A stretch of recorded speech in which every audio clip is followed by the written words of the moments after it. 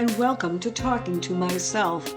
I'm Carol L. Power, your host, and the author of the middle grade mystery, Raleigh Peters and the Lumberjack Ghost, and the YA mystery, Early Summer. In June, we celebrate National Camping Month. Raleigh Peters takes place in the fictional campground of Black Hawk State Park. But the book's inspiration came from my camping experience at Point Beach State Park in Wisconsin. When you go camping, it's important to pack the right stuff. When I was 7, I went to a camp for kids and packed toys, not my clothes. My mother was either teaching me independence or I took out all my clothes to fit the toys. I don't know, it was really long ago. It was a good thing my sister Nancy was at the camp because she had plenty of clothes for me to wear. Something I like to pack when I go camping are books. The last trip I took 3 books. I didn't read them all, but I don't like running out of reading materials. Because books are great to bring along when you go camping, I thought I'd interview some authors with June book launches. That means their books are coming out in June. My first guest is Amanda Zieba. She used to be a reading teacher, but now she is what she calls an authorpreneur. Amanda founded the Word Nerd Collaborative, an organization that supports middle school ELA teachers. She lives in Wisconsin with her husband and 2 sons. Let's welcome Amanda. Amanda, thank you so much for coming. Yeah, thank you so much for having me. I'm really excited to talk with you about this book and all the writerly things. Yeah, great, fabulous. All right, so Life in the Passenger Seat is a young adult book, correct? Yeah, so Life in the Passenger Seat is about a character named Shelby. Shelby and her mom are pretty transient. They live out of their car a lot of the time. Sometimes they're in apartments, but they often end up evicted or having to move. And so this car really is home to Shelby more than any other place has been. And when we joined the story, Shelby and her mom have been on the road for a while. And all of a sudden, out of the blue, her mom's like, "We're going to Michigan." And Shelby's a little bit confused by this because they typically try to stick in warmer states, especially, in the winter parts of the year. But she figures out that her mom is going to try to get a job at the Ford factory. They love this car so much that her mom's like, "Well, maybe we'll just go make cars, right?" Shelby doesn't super care about cars. What she loves is gymnastics. And so on the way to the Ford factory, they run out of gas. They land in this town that has a really great gymnastics program through their high school. And she is so excited about all of that. And she wants to stay, and her mom doesn't.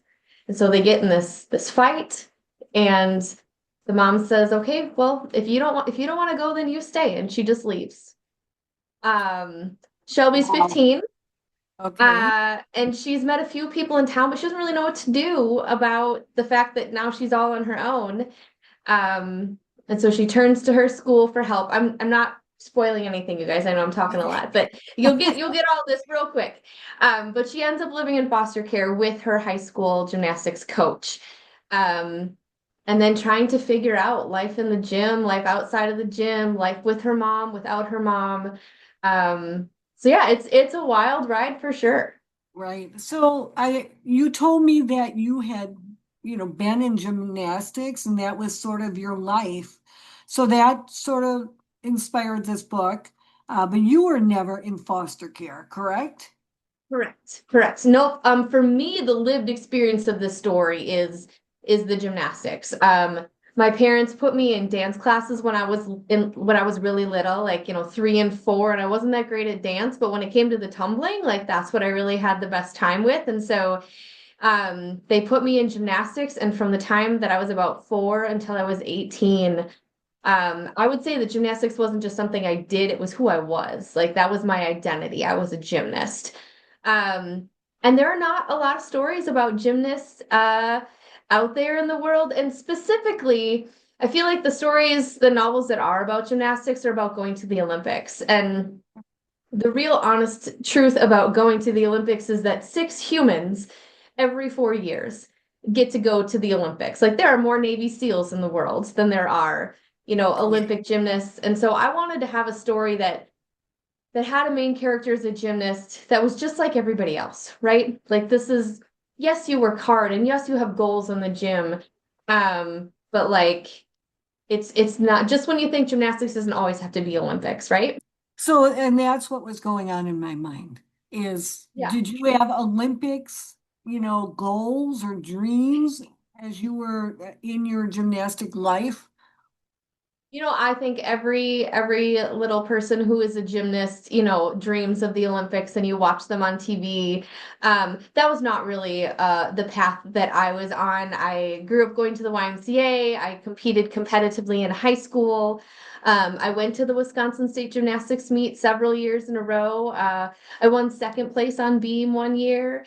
Um, and so I was a good gymnast for where I was at, but I was not like in the elite competitive world, Olympic bound.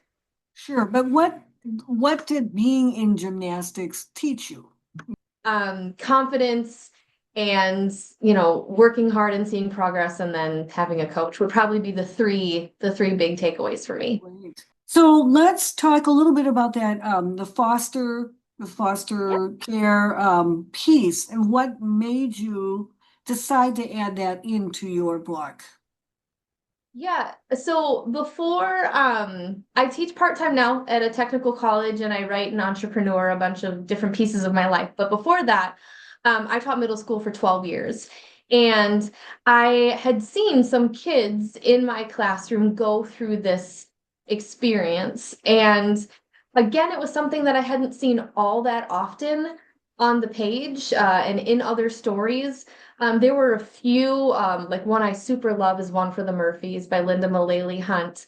Um, and I just was trying to think about how I could add another layer to this story. Some of my favorite books are rarely just about one thing, right? Mhm. I didn't want it to be just about gymnastics. Right. Um, and so layering this foster care piece was going to bring in another dimension, another thing to talk about.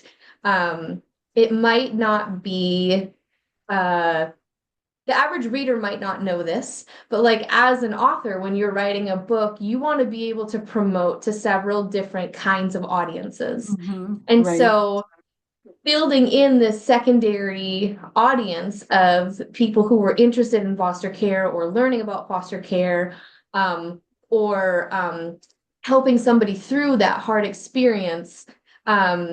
It was just another unique layer that I could provide. And because I had had some students that I worked with and had kind of seen pieces of it, I felt like I could share that. I also had a high school friend's mom who worked in the social work field.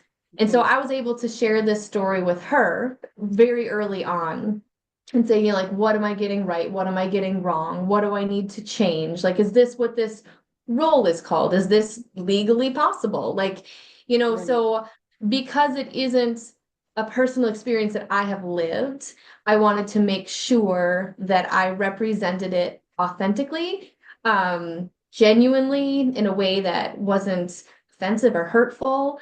Um, so yeah, that's kind of how I chose to layer that piece of the story in. How long did it take for you to write Life in the Passenger Seat? But I had been working on this Life in the Passenger Seat, this gymnastics novel for a really long time, like pre-COVID, like long, Hmm. long time. And I was talking to my friend like January 1st, we found the only coffee shop that was open and we're talking about these books and we're like, you know what? Let's just do it. Let's just put them out there and we've learned a lot, we've grown a lot, like let's give it a try again. And so I'm really excited about it, and I hope that I can use the skills that I've learned in marketing my grown-up books, and the audience that I've grown through my Word Nerd Collaborative and YouTube channel and all that to make a successful run with it. So fingers crossed. Right, right, exactly. Yeah, and I got to follow my questions here. All right. So you say the theme from your book is moving from the passenger seat to the driver's seat. Could you Mhm. tell us what that means? Yeah, so I shared in the beginning of our interview that, Shelby and her mom spend a lot of time living in their car. And that Shelby actually mostly spends time in the back seat of the car, and her mom's kind of up there in the driver's seat. And Shelby has very little control over where they go or what they do. And then even when her mom leaves her behind, so much of what happens to Shelby is determined upon whether her mom comes back or not. Um, and so she just was feeling like she's in this limbo. She's just in this place where she is not in control. And that's a really, really hard place to live. And not everybody is in her like specific situation or in something that is as serious as her situation. But what I hope readers will take away from the story is that like you do have control of some things. And so rather than leaving it up to everybody else to make a plan or to take charge, what would it look like if you stepped into the driver's seat? If you took initiative and action and you picked the route of where you wanted to go? What could that look like? And how would your life potentially be better because of it?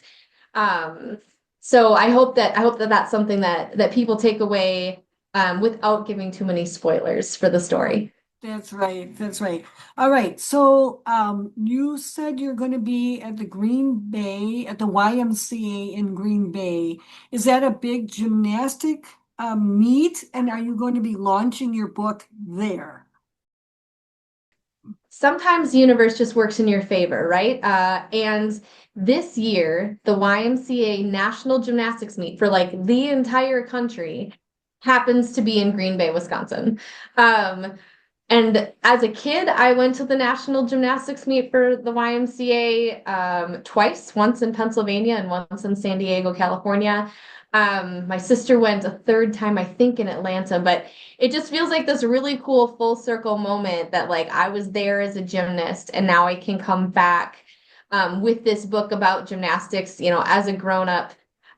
So the meet is in Green Bay, June 26th through 29th. I'm going to be in the vendor hall there.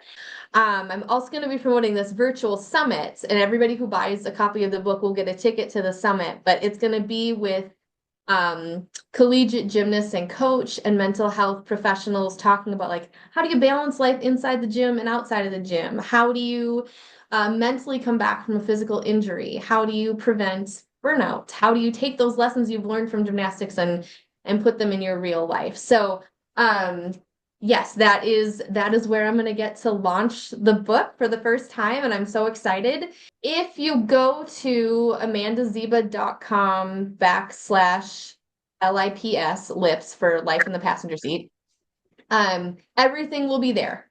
And so the ordering link, the event schedule, the tickets for the summit, all of that, all of that will be there. But I'm really excited. And Jordan Childs is the keynote speaker at the National Gymnastics Meet. And so if you're in the gymnastics world, Jordan competes for UCLA. That's her college team, but she was also on the USA Olympic team this past Oh, go. wow. Yes. So I'm just gonna like go stand in her signing line and fangirl, and it's gonna be Right, so great. fangirl. So, Amanda, are your books available like on Amazon or Barnes and Noble? Can you get Yep, them through a bookstore? Like if I went to a bookstore and said, I want this book?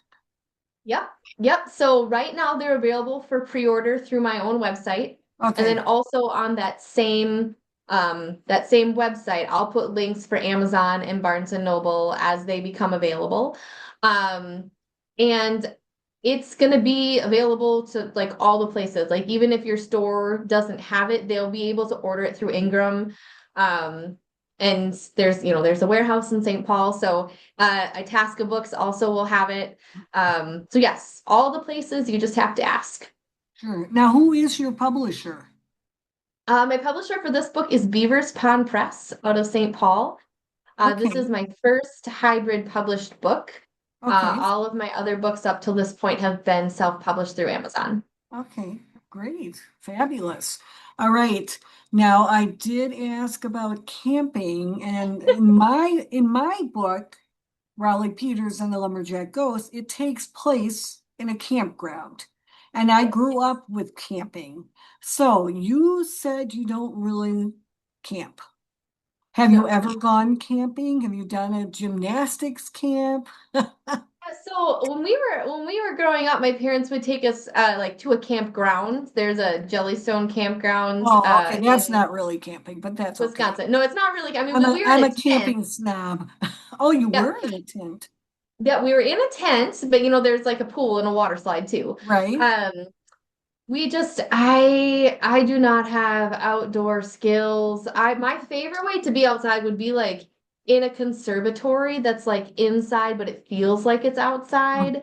Um, I like hiking in majestic views, but then I want to go to the bathroom where there's running water and sit in my air conditioned car.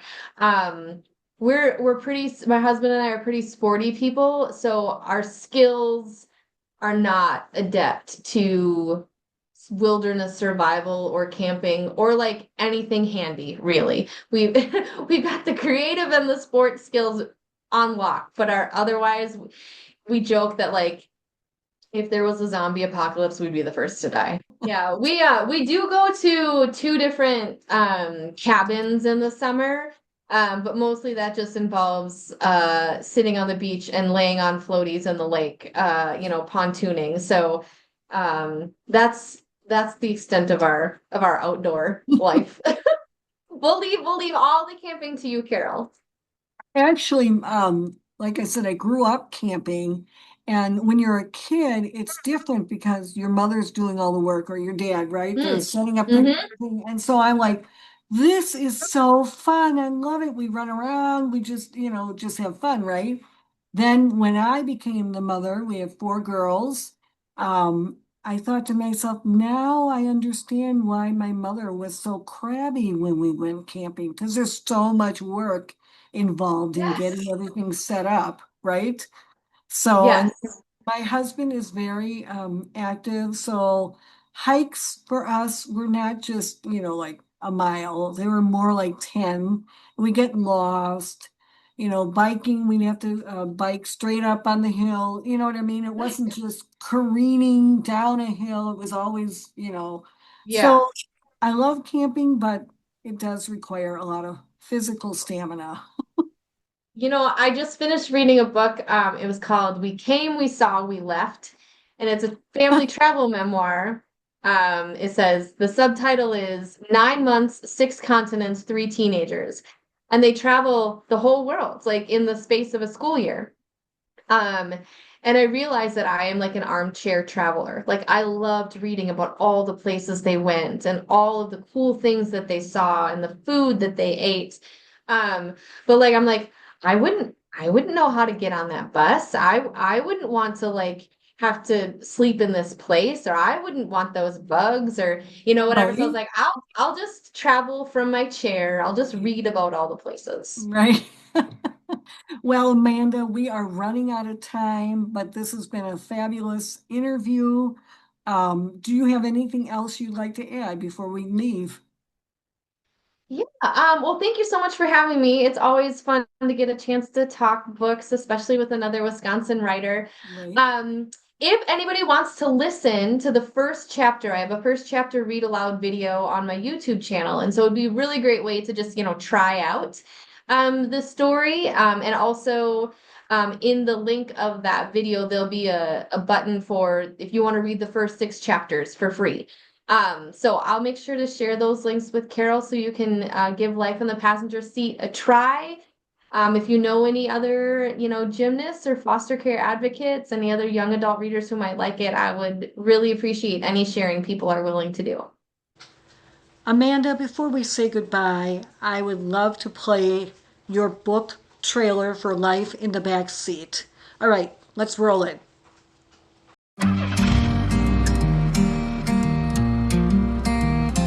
I'm just a passenger, not the one in control.